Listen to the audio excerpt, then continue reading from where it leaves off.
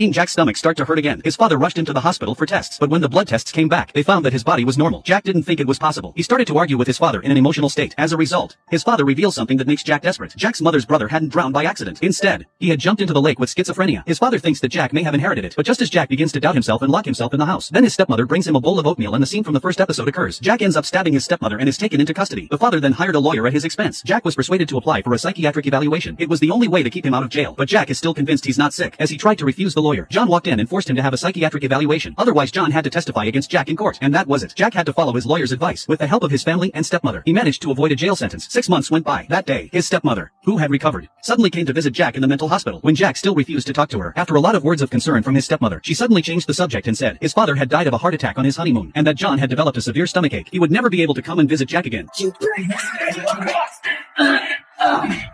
No, don't worry, Danny. You're safe here.